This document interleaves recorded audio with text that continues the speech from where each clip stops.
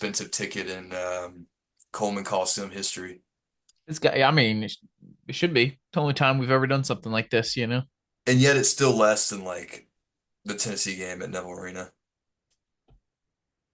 That's just how it be, man. They don't stand up like we do, you know? And I'm they got hoping a ton, and it's crazy too, because this they have a ton of students. They have like a ridiculous amount of on-campus students now since they had like a 10-year plan to like double their yeah, amount but of students. it's funny because their student section like goes up the Mars. It's like it goes up into the stands, not like around the court. Yeah. It's just an awkward looking thing. All right, we should be live. Getting the box score pulled up over here. This is my third podcast today, so I'm a Oh, little dang. podcast Well, exhausted. look, you can pass it over to me as much as you want. I'll I rant kind more. of was like, oh, I'm feeling good, and now that I'm about to do it, I'm like, I'm actually kind of tired. Oh, yeah, So we'll we see. can We'll we can see. make this 30 minutes and I say that now, and then we get started, and I'll perk right back up. You know. Okay, well, I think I'm about ready here. Got some people on the YouTubes. We won by 12. You were one. Oh, you could have missed that free throw. You would have been a dude, genius. You know. I was feeling it today, man. I was I really feeling thought you were gonna hit it when we fouled like that. I was like, oh my god, it's really gonna happen. And then he made both of That's so close. For all them. those wondering, I predicted a 13-point win today. As it was written at about 2:30 p.m. Yeah. Uh, Okay, well, I guess we'll get started. So, you ready? I'm ready. All right, you are back with the Jungle Podcast with yet another Auburn victory in this year of our Lord 2025. We are 10-1 in the league, 22-2 all in the whole season. We just beat Vandy 80-68, a 12-point victory in the House of Horrors that is the Nashville Vanderbilt Arena. I think it's called Memorial Arena, where the floor kind of falls off a cliff. The basketball coaches are on the baseline. So it's just odd arena, and they've already taken down two top 10 teams in there and stormed the court twice. We're coming off a tough Florida loss, so there was some risk there that we might be holding our heads down and could get bit by the anchor clowns, as my friend Cameron calls them. But we pulled out the victory thanks to two very great performances from Denver Jones and Chaney Johnson. You've got Jackson on the mic and Stormin Ryan Norman on the other side. What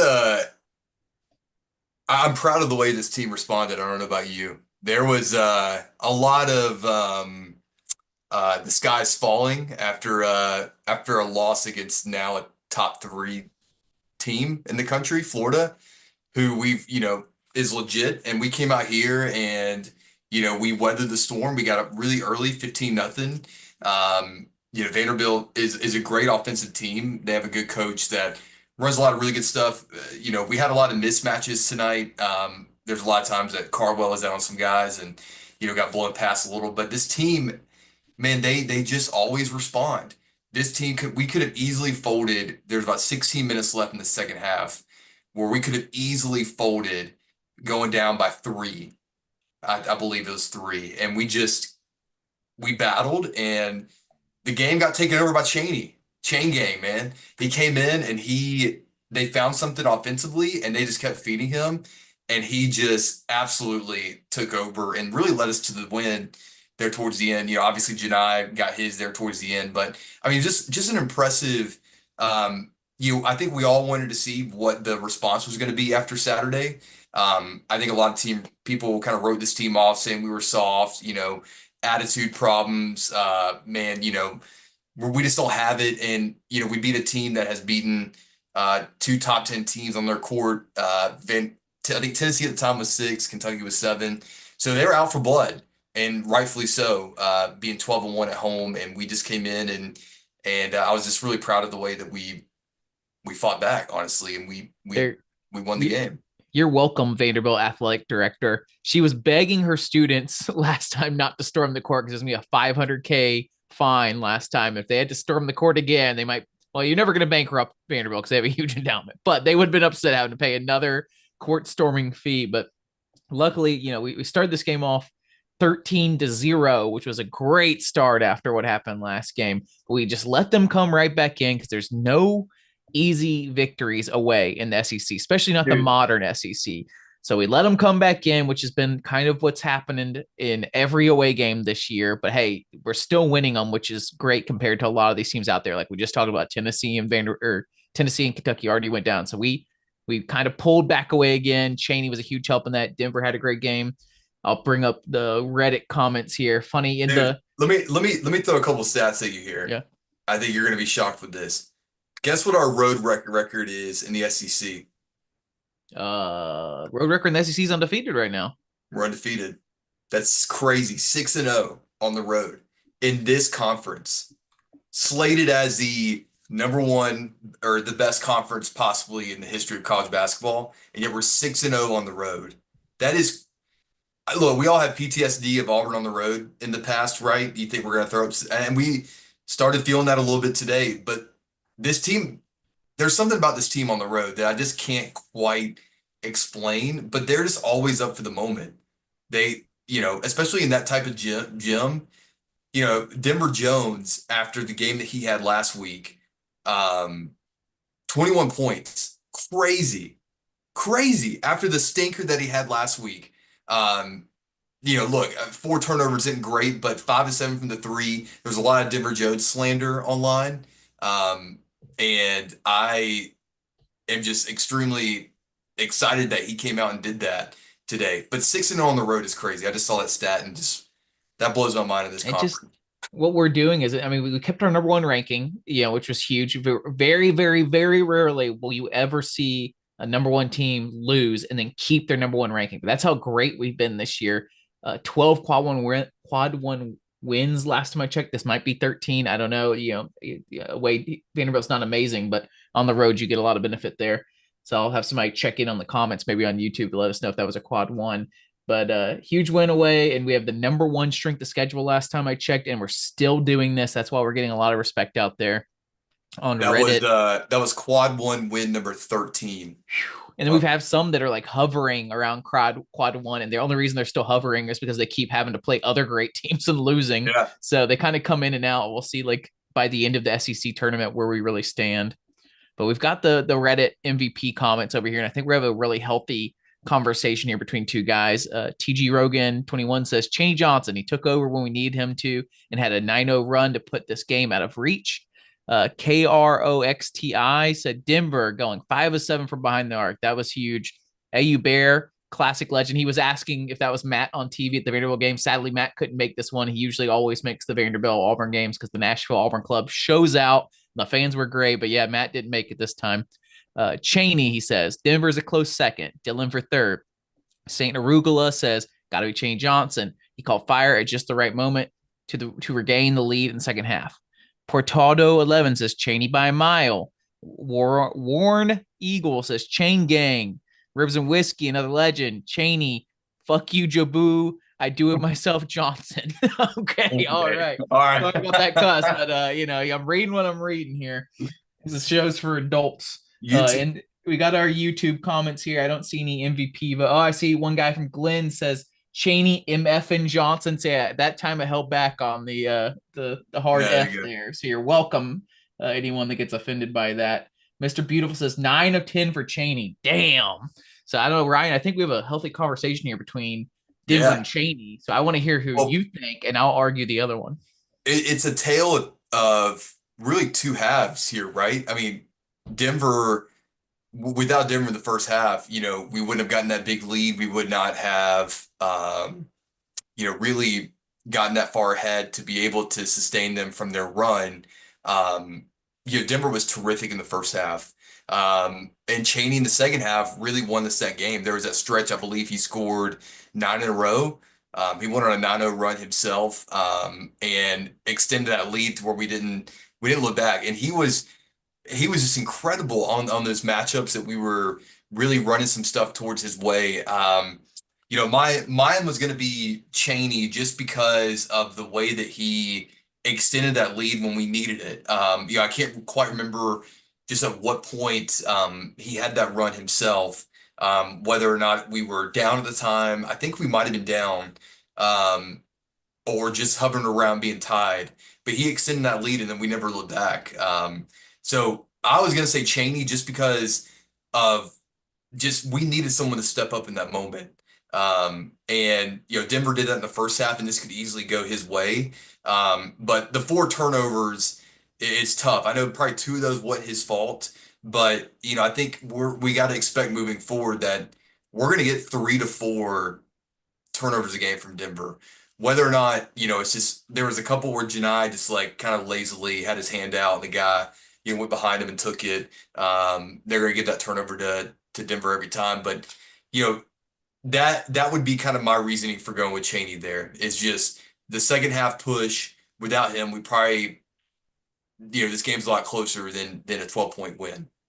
Yeah, those turnovers hurt for Denver's calls for sure. Otherwise, I think he would be a shoe in. But 21 points, 5 of 7 from three, 7 of 10 from the field. He was leading us in the first half for sure. He went a little quiet. And the only reason he went quiet in the second half was because he twisted his ankle and went out. And that's when Cheney really went nuts, I think, around that same time. But I mean, you could say it was Cheney that really kind of took that lead back, but Denver was who built the lead to begin with. When we were 13-0, we were kind of, and then, Vandy really stormed back on us a bit, got it back to 2 at half. But man, without Denver hitting some of those tough shots, we would have been screwed. We were having a hard time finishing around the rim. We'll have to talk about Janai Broom later, but we were just really struggling in the paint for a long stretch there. And luckily, Denver would just hit three after three to keep us in this thing. So I totally, 4 turnovers hurt. I think I'm with you on the Cheney stuff, but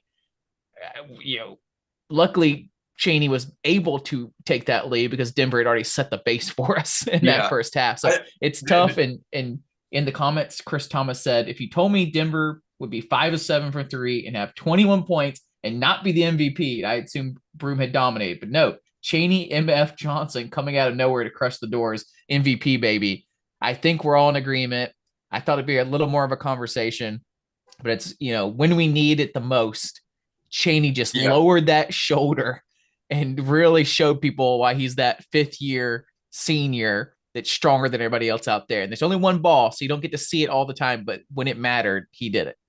Well, people are always going to gravitate more, I think, in terms of an MVP discussion with second half performances, versus the first. And so if we were giving out two today, per half, I think you would have to give Denver the first half one, Chain the second. But to be able to extend that game, you gotta give it the Chain game. I mean, to win that game at the end. And I also think it's crazy that Janai was a couple free throws away from having three players in with 20. Like It's great. can't remember the last time that would probably have ever has ever And happened for us. and we go ahead and crown Cheney. Cheney, you are MVP. I know you were wondering. I know you're probably listening right Oh now yeah. because that's what the players always do. They tune into the jungle afterwards, just like everybody else. So congratulations. And now we can talk Janai. Janai really struggled in the first half, and he ended up with 17 points and 7 rebounds because he always seems to get his somehow. No matter when it was, but he just does not look that explosive right now. He did have a play or two near the end that looked a little more explosive, but he's still having a lot of trouble finishing around the rim that used to be automatic. It's becoming a bit of an issue. I think, people are saying he's still hurt. It's funny that people, whenever there's a bad performance, people are like, oh, he's hurt, he's hurt, he's hurt. And I think it's 75% still that ankle injury. But I think 25% is this is about the time other teams would figure out a bit what to do with these star players. And I think he needs to adjust a bit. And it really hurts that he's hurt on top of other players or other teams figuring out how to scheme around him. He's not getting to that same shot he used to get to, that left arm over his right shoulder shot anymore. Part of that's because it's physicality. Part of that, I think people are figuring out what to do. So I don't know. It's Yeah. going to hurt in the Bama game if he's not ready to play. Yeah, and it's interesting because we see games all year. Like you can even date back to the Houston game where he just like doesn't really assert himself that much in the first half. Maybe like the first time he touches the ball or two. I mean, even the Florida game, like he had 4 quick points and then it's just like gone. And I don't know, like you could point back even to that Houston game when that happened. And then second half, it's like once the game settles in and slows down, then that's really when he asserts himself. And that's when you have Cheney doing what he did, and then you have Janai who could do that as well. This team in the half court when you're under five is just so hard to stop. especially when you try to double one of those guys or whatever, because then you have shooters that are, wide open, such as a Todd or a Denver, or even a Miles. So you can just tell the lift is not there, and I think it's wearing on him a little bit. Like you could tell with his body language last night and even tonight, that it's wearing on him a little bit. And we can't speak for him. I know Bruce mentioned in his press conference this week that he hasn't complained about it once, uh, and that he wants to play. Whereas there were a lot of other players that probably would have set out or tried to get theirs and not play. So he's given it his all, and I think that's commendable and respectful, especially towards us as fans and the university and stuff. But it's a long season, and I think you're starting to see like, heck, he played 30 minutes tonight, which is crazy. Um, you're seeing him sit out for longer periods of time because we need guys to sit out. This is such a long season, and you still have two other seasons, really, if you think about it, SC tournament, NCAA tournament. We need everyone healthy, fresh, bodies available. But he's just not finishing at the rim like you'd expect it. And you got to think that's coming from either just fatigue or just not enough lift on that ankle when you're going up for a layup or expecting contact or whatever. It's pretty obvious that's got to be the case. You're just seeing a lot more of these plays where he's under the basket, gets where he needs to be. It's not going in from two. Maybe he gets at the rebound himself, puts it back in. Maybe gets a third rebound and puts it back in. And he's looking at the ref every single time, arguing for contact before he was finishing through that contact, getting the foul call and going to the line. It's just not happening. He can complain to the refs, but I think he's just not exploding through that contact anymore and forcing the referees to make that call. So that's been a big issue. Another big note from tonight's game is Chris Moore started over Chad Baker-Mazara. That's huge. If you know Bruce, he rarely ever changes starting lineups. He sat CBM and Broome last game when things got really bad against Florida. So it was really interesting to see Chad Baker out of the starting lineup after this. I think people were saying online that CBM's hurt, that there's something going on with him. But man, he did not have a good game at all. 0 of 6 from the field, 0 of 4 from three. Did he even score any points? 0 points, 4 assists at least. He was out there. I don't know, man. It was really bad. They played a lot of Chris Moore minutes. Chris Moore played 13 minutes. Still, I guess CBM still played 28 minutes, surprisingly, but I don't know. Yeah, Thoughts about CBM? you could tell so he's definitely banged up. He's definitely slower. Again, this has just been. I think you're seeing it more now than ever. Crispness. I don't want to say Christmas. Crispness of our offense and the efficiency that we run at. This season is kind of wearing on teams a little bit. With the fatigue, and just look at the schedule. We have played the hardest schedule in the country. You know, guys are figuring us out. They're banging up against us, especially some of these teams at the bottom of the SEC. And every time teams are playing us, it is their opportunity to have a signature win to add to their resume for an extra seed line. Vandy could have easily needed that win tonight to boost their resume for the tournament. That Oklahoma game that they played at us. Florida wanted that game more. And so, I think there's just a physicality that teams are playing with against us right now that's wearing on us. I think CBM is feeling that, and you can really tell that it's affecting him, and he's just a step slower, especially on defense. Tonight was not great, not a great game for him, but still had 4 assists, which is great. Offense was still moving there, but Chris Moore, the more this season has gone on, the less I'm concerned with him playing than maybe beginning of the year because he's not really, he's just kind of there. I don't really know how to explain that. He's just kind of there. Like he's not really hurting us. Sometimes down low, maybe with a foul or like a bad box out, but like I he think just it's kind just a of had black a hole. It's just a black hole in offense, and I just think our offense can't flow as well with him not being a threat. And we saw a funny play tonight where they left him open. He stepped up and hit the floater, which was great. And in the comments on Reddit, they were like, "Jackson's gonna hate this one." Look at Chris Moore go. I don't hate Chris Moore. I like Chris Moore. It's just frustrating when you know you have better players out there. I Yeah, think look, I that's also an opportunity to speak about. I mean, we don't have to talk about it today, but just like the opportunity that Kai Howard had this year, that you know, he just this would I have been would the say blew it.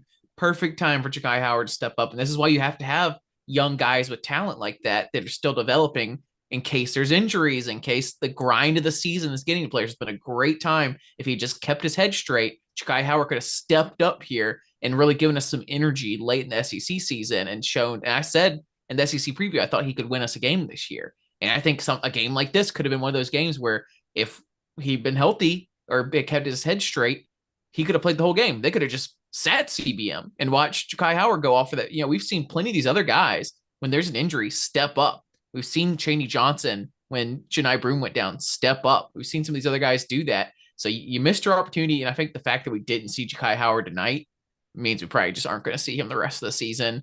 I think if you have a Yeah. hurt CBM and you planned on playing him at all the rest of the season, this would be when he tests some minutes with him, and he just, Bruce didn't do it. So I don't think you're going to see him again this year, sadly, and probably won't see him ever again at Auburn, honestly. But that's just me predicting it in the future. Yeah, maybe. I mean, who knows? I mean, I think he's responded well. There's got to say something to the fact that he's still with the team, and yeah, I think he just rides an emotional roller coaster, and you can't have that in this grind of a season, right? When the aspirations are higher than just making the tournament, right? We're looking for rings, we're looking for championships, and you got to have opportunities and players there that are going to seize that.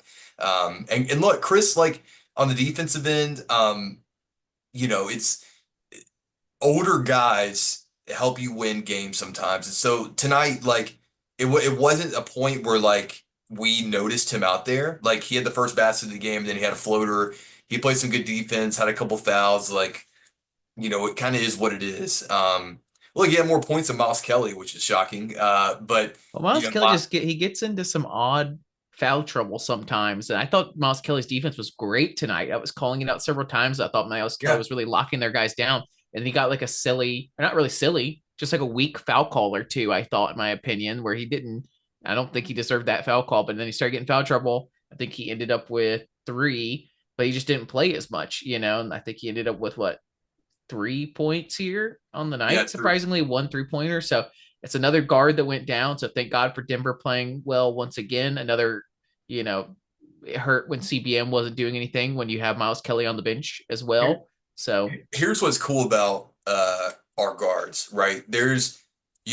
I think a lot of nights where there's a guard that really goes off, right? I mean, typically that's either a Miles or Denver, or a Tahad or Chad or whatever. yeah, just name And all our guards. yes, yeah. Well, I started going through it. I'm like, there's a night where They can all Chad go had off. 20, They could Tahad all go had off. 20. Yeah, Yeah. they all can go off, but when they don't, right? Like tonight, Miles and Chad, with 3 points combined, they're still out there wrecking havoc on defense, playing great defense. And that's what we've seen a lot from Denver this year, right? Which is why it's so impressive that he just continued to play these games that he has, is just because we need him on defense. And Miles is that same type of way, right? Like you got to have him on defensive end. And there's going to be nights where he only puts up 3 points instead of, 15 to 20. Tonight was just Denver's night to do that. His shots were falling early. They were really hedging Miles very well off those kind of back screens that we run off of some big man, picks there and things. And so, he didn't have really that many good opportunities to shoot it anyways. That all kind of fell back into Denver where the ball rotated to him and he got his guy up in the air and he took the shot and hit it. And so, I just think the fact that they're still playing great defense despite not putting up the numbers that they probably hope to put up is just still impressive about this team and just the buy-in that we have just to win. I'm the chief alert officer or the guy talking the most about Denver Jones's struggles against great teams. So I just wanted to praise him a bit for how well he played in this one, at least from a scoring perspective. He also plays good defense always. That 4 turnovers gets me a little bit because that's what I'm watching for. But it also is a reminder that not every team can blitz Denver the way I'm concerned about. It's just purely these elite teams like Florida and Tennessee and probably Bama this coming Saturday. They can really blitz him like that and really disturb the offense. So still very proud of Denver, still They very happy with him on the year. I'm just like, even in this one, like the word is out, the film is out, blitz Denver, and these teams can't pull that off. Not every team can pull that off. I'm going to give you something to watch in the game Saturday against Bama. Um, they aren't great. They are not great defensively. They give up a lot of points. Their guards, you know, aren't that great at guarding. I mean, Aiden Holloway on our team last year was not a great defensive player. Mark Sears lets a lot of guys past him. I'm not as concerned against for Denver playing against Bama as I would be against Florida and Tennessee, just because those guards are very defensive minded and are physical in the way they play. Alabama, I don't, I'm not that as concerned against them as I would be, like I mentioned, a Florida, Tennessee, or someone like that. So something to watch for because I think, that's actually a pretty good matchup for him if we're talking about elite defensive guards guarding him because I don't think they're that elite on the perimeter guarding. Well, something to watch there for sure. It's going to be a big matchup. It'll be the first time we've had a number one versus number two in the SEC ever, I believe. First time in a long Yes, time they've had ever. number one, number two in the same state. The last time a number one and number two in the same state played each other, I believe it was Memphis and Tennessee when Bruce Pearl and Calipari, I believe, were the coaches, which I Two, still remember very thoroughly from 2008. my youth. And I was texting the group this that I mean, part of this is like the balkanization of media that we just don't like have the same hype that we used to in the past. We don't have the same like machinery to have a monoculture to hype things up. But like, I wish we could get the hype for this matchup that one did. And some of it's because I'm not in middle school anymore, can't watch sports quite as thoroughly. But like, man, that was like a Super Bowl, that number one versus number two. And this one's getting a lot of hype, but not anywhere near the hype that I one's think getting. I think after you get past Wednesday, that hype will start because the Super Bowl coverage has ended. You got past this Super Tuesday slate of games. I think that hype will start rolling come around Thursday or so. Um, Are there but any of these stats you want to talk about here? I mean, I think one of the biggest ones that sticks out to me that really played a huge key was the total rebounds. That's what kept Vanderbilt in this game. They got 37 to our 29. It feels like they got a lot of second chance points. Yeah, 21 to our 15. If we could have cleaned up those rebounds, this game would have been a blowout. But they kept yeah, just getting those second chance points in over and over again. yeah, rebounding was tough. I will say one thing that really helped, like you mentioned, it could have been a blowout if we would have rebounded well. Um, I think the last final 7 minutes of the game, we out rebounded Vandy, which really helped seal the win there. There's We, a lot of stats in this one that there was like we just went hard in that last 4 minutes, last 5 6 minutes yeah, even, and just blew them out right there at the end. So I think a lot of these stats don't quite tell the story because we kind of got it wasn't garbage time points, it was pulling away points, but like the story of how close that game was compared to what the stats say at the end, like there was definitely some tougher battles out there. yeah. I mean, Vandy is, I give credit to Mark Byington. He got a really good transfer portal class. They are really good offensively. They moved the ball really well, and especially at home. So the fact that we held them to 68 at Memorial Gym, they shot 18% from the three. Back in the day, Auburn playing at Memorial Gym and really any other teams, it's like it's a nightmare shooting there, right? And the fact that we almost shot 40% from the three, granted, Denver Jones contributed to most of that, is just incredible and shooting over 50% from the field. Um, I give all the credit to this team for really locking in because those are the type of games where off of a not great loss, go to Memorial is just not a good place you want to go play. And these guys were locked in. We shot over 50% from the field. I think another stat that kind of really stuck out to me was bench points and also fast break points. You know, the more the season goes on, the more shocked I am that we don't score a lot in the fast break. Like we don't get out that much, No. if you really think about it. And we don't finish super well either. Better than last year, but still not the best finishers. Even Dim or Cheney even tried to finish with a dunk on one and got fouled and couldn't seem to finish through it. It was a hard Yeah, foul for sure, but it seems like other teams get to do it. Other teams seem to finish on us. We just can't seem to finish on anybody else.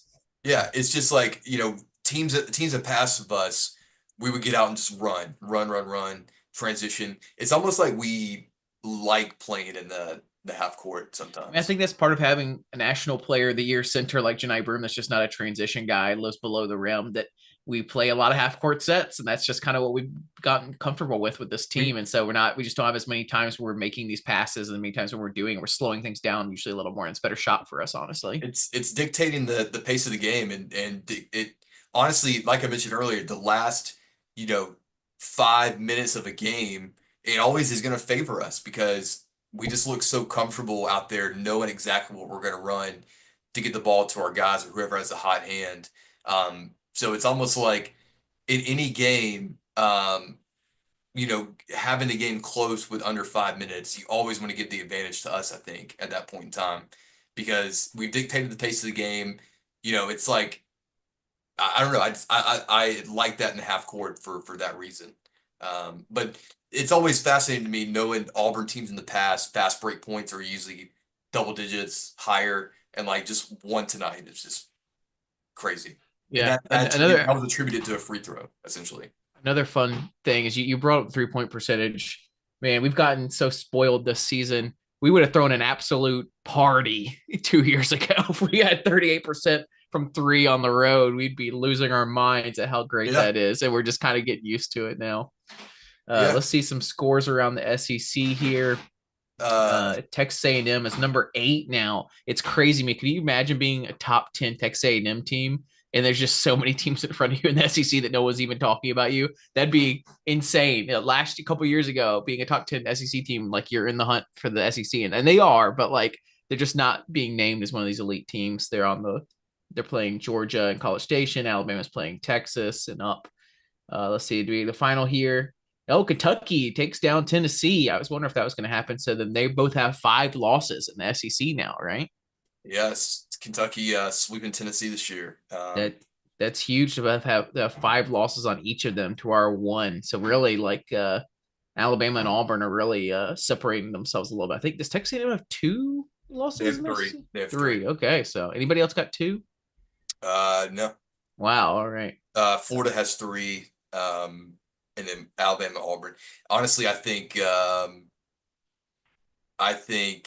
the winner of Saturday really positions himself for conference title. I mean, that's just how massive that game is.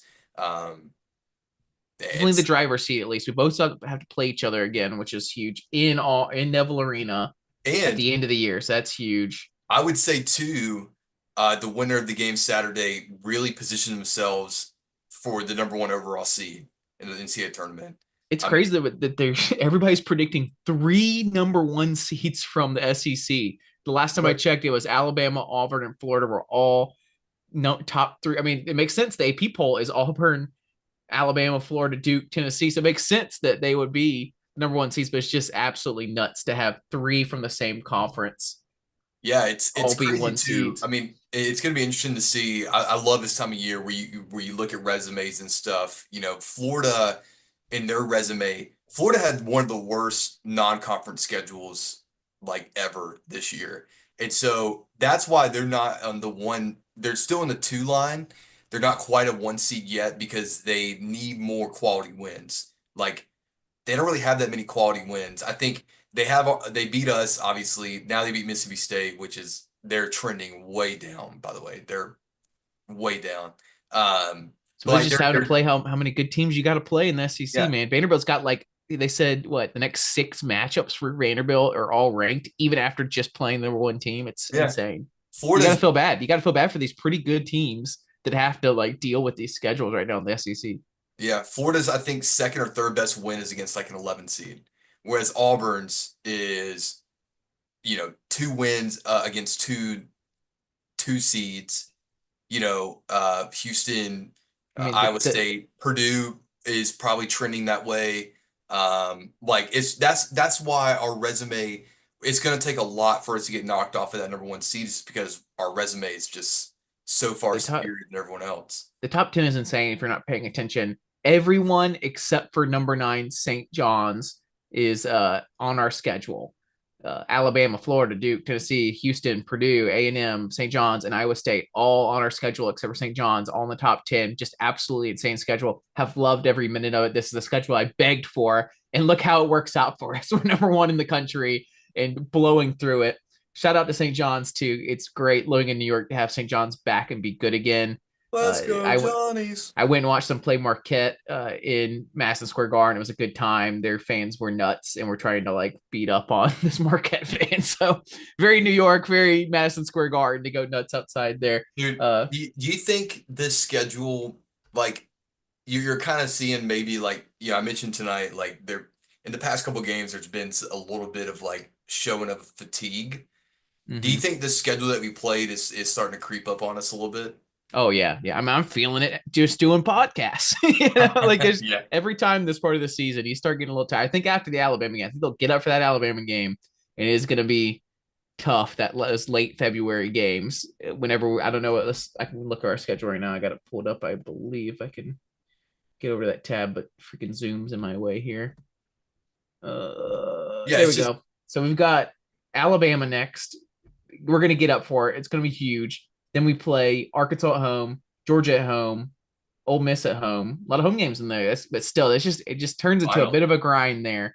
So I think luckily our schedules worked out. As much as been insane, the timing has worked out pretty good. If we could take care of Bama or play good against Bama, at least we get some home games coming up. But that's about the time people get a little exhausted. Then we'll get back up again for these Kentucky, Texas A&M, Alabama games at the end here. We'll finish with four ranked teams. Insane modern day SEC basketball here. Yeah, Tomorrow's it's that 3 game home stretch is massive because we haven't had like a big home stretch this whole year. So having that I think is going to be nice just from a good like perspective of we've traveled so much this year. I mean, Houston, Hawaii, Duke, um, Atlanta, like a lot of travel. So I think being home and also just from a therapy standpoint and rest, that's going to be massive. Leading up right into those last few games ending the year. Yeah. Tomorrow's got some more SEC games. Ole Miss at South Carolina, LSU at Arkansas, Oklahoma at number 21, Missouri, who's had a pretty decent year, only 4 losses in the SEC. Pretty not, in this amazing SEC, not as fun as a slate tomorrow as it was today or some of the other big time weekends and days we've had. In the chat, we've got Tucker Robinson, Mr. Beautiful, love Mr. Beautiful, always in the chat. Glenn, Tucker Robinson, Pocket Watch, Chris Thomas, Connor Feemster, good to see you. Mr. Beautiful says, great point on Howard. Thank you. Let us know every time we make a great point. Always feels very good to hear all the times we make amazing points. So let us know. Thanks for coming, guys. Ryan, any last thoughts before we go? Jackson, if I was to told you in 2013 that Auburn #1 will be playing #2 Alabama in the year 2025, what would your reaction be? I'd have to put you in insane asylum, I think. I'd have to be like shouting you down. It's like, we can't talk basketball. That's impossible. That'll never happen. But here we are. So Yeah, our it's greatest dreams can come true. I'd also say why Alabama got to be good. yeah, I'd right, say I'll take right. the #1 Auburn. Let's make them number 300 Alabama. I don't need them to be good. There's always that talk in the other sport too, where sometimes like the better team is like, oh, it's actually kind of fun when the other team's good. Yeah, as long as you're winning, I guess. But I'd rather the other team just in this rivalry, I'd rather them be under the stadium. I don't want any kind of great matchups with Alabama. So I just hope we win, man. The whole narrative is going to change so dramatically if we lose against Bay, which is totally, I think it's more likely. It's likely, right? Like I don't like I'm not going to expect to lose necessarily, but with the hurt Janai, hurt CBM in Tuscaloosa against the #2 team, I don't know, man. I'm not betting on Hey, us to win that one, but we can beat any team anywhere. I'm not counting this team out. This team has risen to the occasion every game this year besides one. Man, look, like I honestly think that I know we can all do revisionist history, but losing that game probably did us a lot of good. It woke us up for tonight, and we responded well. We got past a trap. Like this could have easily been a trap game today, looking ahead.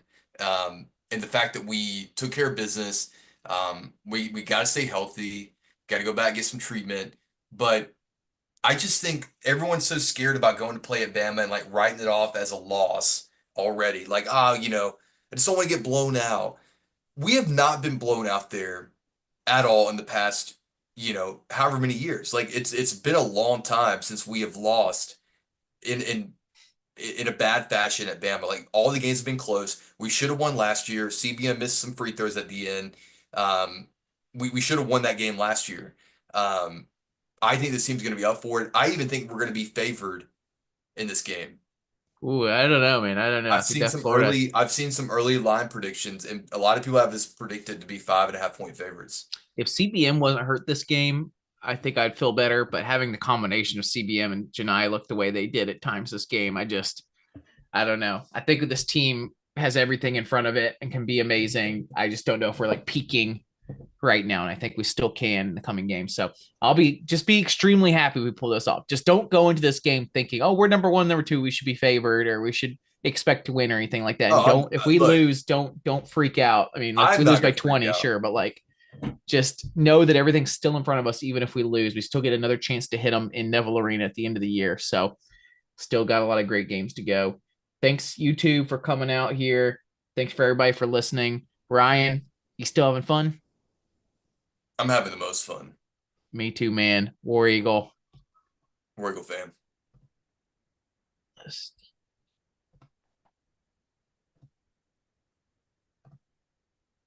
All right, I'm not used to doing the recording things. It took me a second to get to it. Don't be taking Thanks, YouTube chat. I see you're all in there. Tucker said all your points are great. Love the pod. War Eagle. We're having fun. Great. See, this is what I'm talking about. Gave us that great feedback there. Yeah, Yeah, Pocket appreciate it, Watch. Tucker. I see what you're saying about probably lose to Alabama. Won't matter. Yeah, I think we'll try to get them at the end of the year. Look, It's the tape is out on how to beat them. Like Ole Miss did it to perfection, um, and it did it at Alabama. So like How about it this is. one, Ryan? We didn't do it on the pod, but this is good for the YouTube audience here. If I could give you an option here, we either gamble, we play the games as they are, chance is chance, whatever, or I guarantee you we split the Iron Bowl of basketball. What you taking? If you can guarantee me I that we can split, guarantee you we're splitting it, or you can roll the dice and see what happens. I'll take the guarantee just because that's happened the past few years. Like we're used to it. I take the guarantee just in case they're even more legit, or we get more injuries or something like that, and we don't get them at the winning Tuscaloosa, us winning in Neville. That's pretty good. I think that still puts us winning the SEC or tying them for the SEC. So I'd take that too. Okay, they're up by 10 against Texas. It's so annoying. I just didn't, I thought they would get upset. I guess we'll have to do it ourselves. Yeah, yeah. Right, Well, I'm gonna go to sleep. yeah, me too. See how I stuck this here. Thanks, you too.